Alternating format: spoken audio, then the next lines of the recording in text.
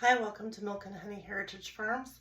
And today we're going to mix some ingredients together for a dry rub or a marinade that you can use for all sorts of meats or vegetables. So let's get to mixing and let me get you in a good view so you can see what I'm doing.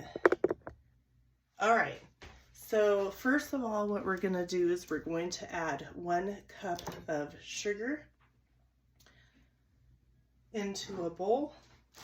These are all dry ingredients. 1 cup of sugar. Then we're going to add half a cup of onion salt.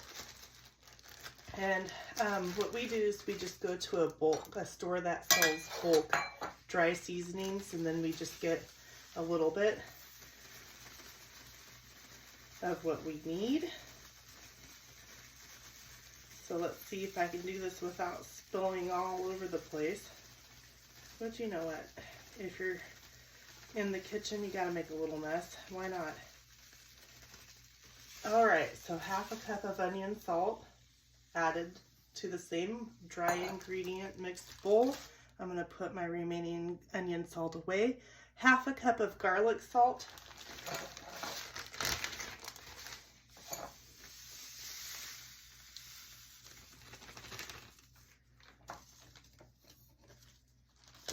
Set that aside.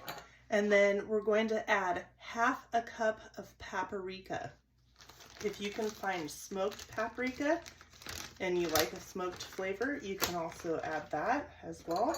Or instead, smoked or regular paprika, half a cup. I'm going to set the extra aside. All right, and then we're going to add half a cup of chili powder.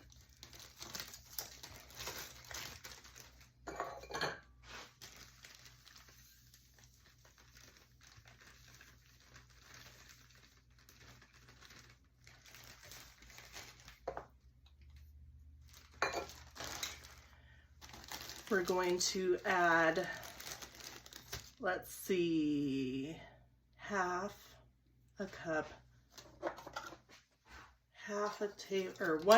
one tablespoon of black pepper.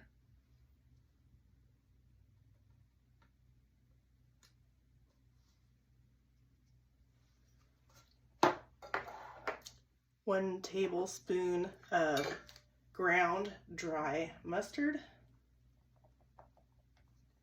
Come on, come out of there. You know you do want to. I got a little bit in the bowl already.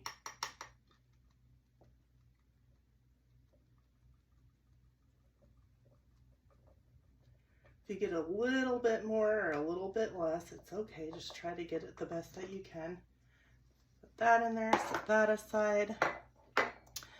Let's see. We're going to do 1 tablespoon of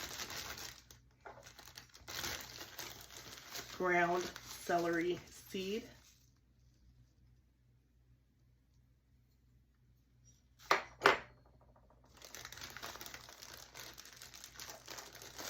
And that's it. And then you're going to mix well. Set this aside. So what you can do is you can take any sort of meat that you're cooking with, fish, chicken, a roast. You can do a dry rub. And what a dry rub is you take the mixture and you would rub on top of the meat and let it set for so many hours before you cook it, and then that way the meat will soak up all these ingredients and marinate your meat.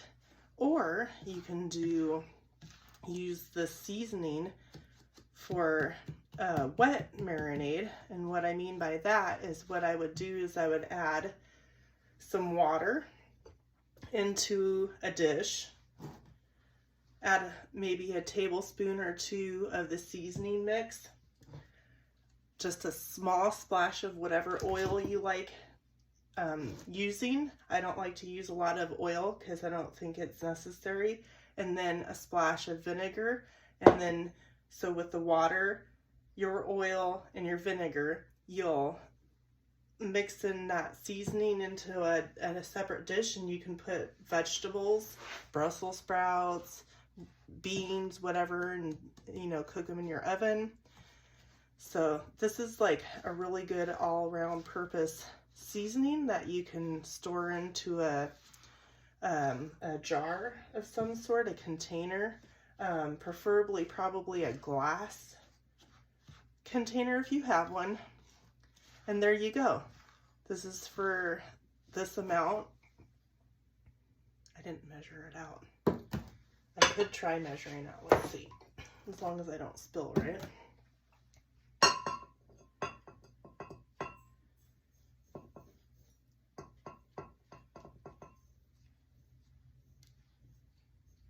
There we go. I'm not making too much of a mess, which is okay.